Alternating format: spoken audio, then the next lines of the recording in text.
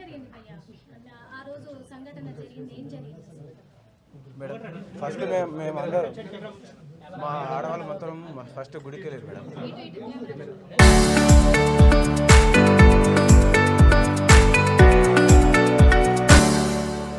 మా ఆడవాళ్ళు మొత్తం గుడికి వెళ్ళారు సార్. ఆ రోజు గుడికి వెళ్తే వాళ్ళని ఇట్లా మా భార్య, మా అమ్మ, మా అక్క, మా వదిన, మా పిన్ని వీళ్ళందరూ గుడికి వెళ్ళారు సార్. వీళ్ళని చూసి వెంబడే గేట్ వేసుకున్నారు.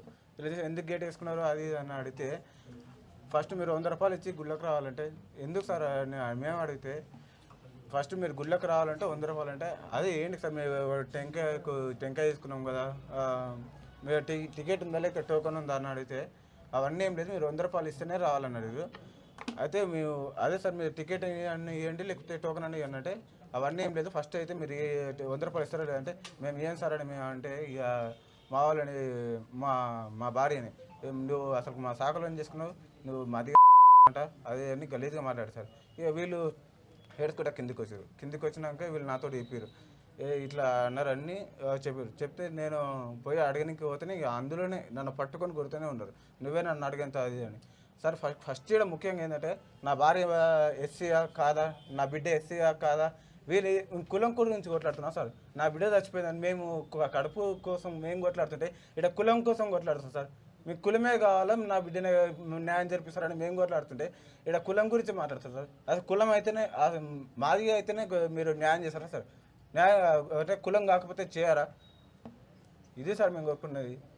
కొట్టిన వాళ్ళ సర్పంచ్ ఉన్నాడా? ఆడ పక్కనే ఊకొని కొట్టేస్తున్నారు సార్. ఆడ సర్పంచ్ ఎలక్షన్ అప్పుడు మీరు వేరే పార్టీకి సపోర్ట్ చేశారని ప్రధానమైన అసలు నాకు పార్టీల గురించి ఆరోపణ. దాన్ని ఏమన్నా కోపంగా చూపించి ఇప్పుడు ఏమన్నా అటాక్ చేశారా? అది కూడా మనసులో అసలు మాకు ఆ పార్టీల గురించి నేను తిరగలేదు. అసలు పార్టీల గురించి నాకు తెలియదు సార్. అసలు నేను ఎవరికి సపోర్ట్ చేయను. ఏదో మా పని చేసుకున్నామా, తిన్నామా, ఇంట్లో పండుకున్నామా అనేది తెలుసు సార్ మాకు. అవన్నీ కొడుకు కూడా ఉన్నాడా? సతీష్ రెడ్డి ఉన్నాడు సార్. ఎవరెవరు కొట్టారు పేర్లు సార్? ఫస్ట్ శ్రీనివాస్ రెడ్డి పక్కల శ్రీకాంత్ రెడ్డి, మధురెడ్డి పక్కల సతీష్ రెడ్డి, దాంతో తూకారాం రెడ్డి కొడుకు సతీష్ రెడ్డి సార్, సర్పంచ్ కొడుకు. దాని తర్వాత నరేష్, కన్ని, ఇంకా పవన్, వాళ్ళందరూ ఉన్నారు సార్. 5:30 నుంచి మొదలు పెడితే 8:30, 9 అయింది మేడం. మీరున్నారు కదా, అంటే వాళ్ళు ఒక అబద్ధం ఆడుతున్నారు. అంటే ఈ దాడి జరిగినప్పుడు పాప లేనే లేదు అసలు అని అంటున్నారు, పాపను మేము ముట్టుకోలేదు అంటున్నారు. ఒక తల్లిగా మీరు ఏం చెప్తారు? నేను అక్కడనే ఉన్నప్పుడు పాపని నేను ఎక్కడ పెట్టగలుగుతా? నేను కూడా అక్కడనే ఉన్నా, పాప నా చేతిలోనే ఉంది. పాపను వేరే దగ్గర పెట్టే సమస్య లేదు. ఎందుకంటే చిన్న పిల్లని వదిలేసి నేను ఎక్కడికి వెళ్ళలేను. ఒక్క క్షణం కూడా మా పాపని నేను వదిలిపెట్టి ఉండలేదు. పాప అయితే నా దగ్గరనే ఉంది. మేము వాళ్ళ కాళ్ళ దగ్గర పాప మా ఆయనకు ఇట్లా వదిలిపెట్టండి అని వాళ్ళ కాళ్ళ దగ్గర పెడితే తన్నిండ్రు. వాళ్ళు కాళ్ళతో తంతే పాప అట్లా దూరంగా పడింది. మా ఆడబిడ్డ తీసుకొని పాపకి ఓదార్చడం జరిగింది. ఎందుకంటే నన్ను కొట్టడం వల్ల నేను కింద పడిపోయినా. మా ఆడబిడ్డ తీసుకొని పాపను ఓదారుస్తుంటే ఆమె ఏడుపు ఆపలేదు, గట్టిగా ఏడుస్తుంది. తర్వాత నాకు ఇచ్చి సైడ్ కూర్చొని పాలు ఇవ్వు, నేను వాళ్ళకి ఆపుతా అని చెప్పేసి మా ఆడబిడ్డ నాకు ఇచ్చి వెళ్ళింది. నేను పాలకు పెట్టుకున్న పాపని, కానీ పాలు తాగట్లేదు పాప. ఇంకా పాలు తాగట్లేదు అని చెప్పేసి ఇంకా మళ్ళీ కొట్టొద్దుమని వాళ్ళకి ఎంత అడుగున్న సర్పంచ్ తూకారాం రెడ్డి కూడా అక్కడనే ఉన్నారు. కానీ వాళ్ళని ఎంత అడుక్కున్నా కానీ మాది చేసుకున్నాడు వాడు. అది చాలా గలీజ్గా మాట్లాడారు, నేను చెప్పలేకపోతున్నా.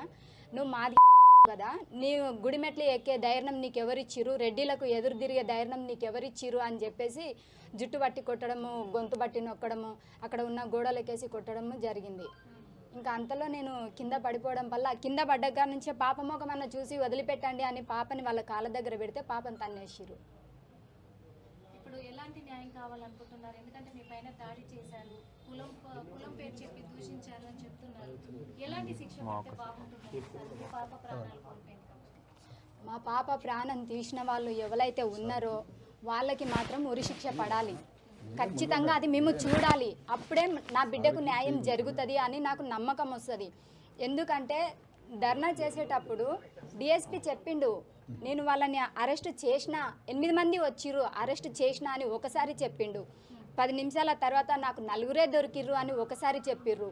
మళ్ళీ 10 నిమిషాల తర్వాత నేను 3 అరెస్ట్ చేసిన అని చెప్పిర్రు. వాళ్ళ మాట నేను ఎట్లా నమ్మాలనో కూడా నాకు తెలియదు. ఎవరికైతే అరెస్ట్ చేసిరో వాళ్ళకు ఒకసారి చూపిమని కూడా అడిగినాము. ఇది రూల్స్ కానే కాదు అని చెప్పిరు మాకు. అంటే చూపించలే. నువ్వు అడగడము రూల్స్ కాదు, అడగకూడదు, మేము అరెస్ట్ చేసినాము అని చెప్పినప్పుడు నువ్వు వినాలి, కానీ నువ్వు అడగడం రూల్స్ కాదు, అది అసలు ఒప్పుకోరు అని చెప్పేసి మాకు దబాయించిండు. ఆయన మీద మాకు నమ్మకం లేదు, మాకు న్యాయం డిఎస్పీ చేస్తాడు అని కూడా మాకు నమ్మకం లేదు.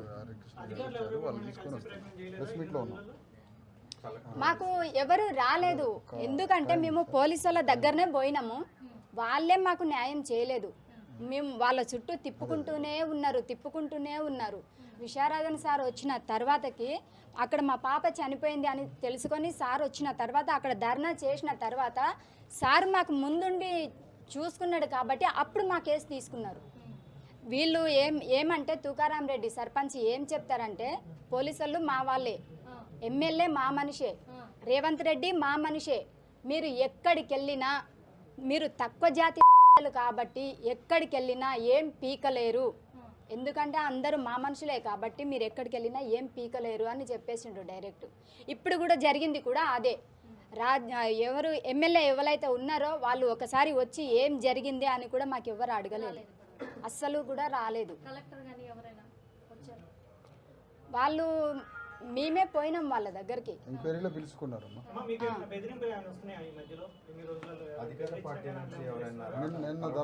ధర్నా ఆపేయమని చెప్తున్నారు, కానీ నాకు నా బిడ్డకు న్యాయం జరగకుండా నేను ఎట్లా ధర్నా ఆపేయాలి? అసలు నాకు పోలీసుల మీద నమ్మకమే లేదు. వాళ్ళు మేమే ముందుండి అరెస్ట్ చేస్తామని డిఎస్పీ చెప్తున్నారు, లాస్ట్కు ఎస్పీ గారు కూడా చెప్పిర్రు, కానీ మేము ఎట్లా నమ్మాలి వాళ్ళని? మాకు నమ్మకం లేదు. వాళ్ళు పోలీసులే చెప్తున్నారు ధర్నా ఆపేయమని వాళ్ళే భయపెట్టారు. ఉన్న వాళ్ళకి కూడా అక్కడ ఏదైతే షాపులు పెట్టుకున్నారో, ఎవరైతే టెంట్ మేము అమౌంట్ చేయించుకున్నామో వాళ్ళు కూడా లాస్ట్ కు మామింకే పడ్డారు మేడం. అక్కడ అసలు అక్కడ అనేది మాకు ధర్నా ఆపుతారా లేదని చెప్పేసి మేము ధర్నా చేస్తుంటే కూడా మమ్మల్ని మధ్యలో వచ్చి ఆపిన వాళ్ళు కూడా ఉన్నారు అక్కడ.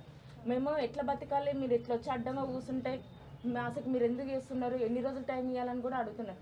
అంటే అక్కడ చిన్న పాప చనిపోయిందని వాళ్ళకి కనీసం కనికరం కూడా లేదు మేడం. అక్కడ అసలు కనికరం అని లేదు, లేసారా లేవరని కూడా అడుగుతున్నారు అక్కడ మమ్మల్ని. అక్కడికి ఎట్లా అంటే ఇట్లా ఉరుకొస్తున్నారు మేడం, మమ్మల్ని కొట్టడానికి వస్తున్నారు అక్కడ. ఎన్ని రోజులు టైం ఇవ్వాలి మీకు, ఎన్ని రోజులు అది చేయాలి, చెప్తే వినవాడతలేదా, మేము ఎన్ని రోజులు ముక్కం కూసాలని కూడా చేస్తున్నారు మా మీద. రెడ్డిస్ వాళ్ళు సార్, శ్రీనివాస్ రెడ్డి, మధుసూదన్ రెడ్డి, ఈ కన్నీ రెడ్డి, ఇంకెవరు వీళ్ళు సతీష్ రెడ్డి, వీళ్ళు కూడా మమ్మల్ని చంపల మీద కొట్టడం, ఎదల మీద చేసి నొక్కడము, జడలు పట్టి ఇట్లా లాగడం కూడా జరిగింది మేడం. అక్కడ మేము ఎంత ట్రై చేసినా కూడా అసలు అక్కడ ఆగే ప్రసక్తి లేదు మేడం.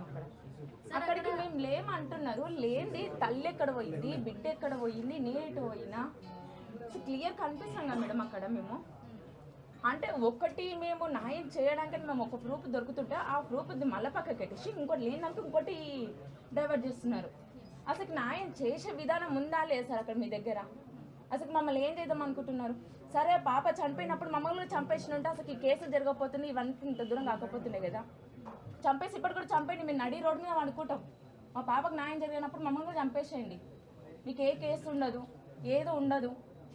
మీరు జైలు అయితే ఎవరైతే ఉన్నారో వాళ్ళు కూడా సేఫ్గా బయటకు వస్తారు, మా మీదనే ఇంకో తప్పుందని చెప్పేసి ఇంకెంతగానో మంది చేస్తారు మా మీద. అసలు మాకు తినడానికి తిండి కూడా గతి లేదు సార్. మేము ఒక్కరోజు పూట పనికి పోతేనే మాకు తినడానికి గతి ఉంటుంది, అక్కడ ఉండడానికి లేదు. మాకు వచ్చిన ఇల్లు కూడా వాళ్ళు ఆపేసారు, పక్కలే సర్పంచ్ ఇల్లు, మా ఇల్లు ఇట్లా పక్కకు ఉంటుంది సార్. అక్కడ వీళ్ళు వచ్చి ఊళ్ళో మంచిగా బతుకుతారు, మంచిగా ఉంటారు. ఈ కొడుకులు ఏ చేసినా ఏ దానికి భయపడాలని చెప్పేసి మా మీద పగ సార్. వాళ్ళ జోలికి మేము పోతే మా జోలికి వాళ్ళు రాలేదు. మేము ఇక్కడ కోరుకుంటున్నది ఏంటంటే కంపల్సరీ 100%గా మా పాపకు న్యాయం జరిగేంత వరకు మేము పోరాడుతూనే ఉంటాం.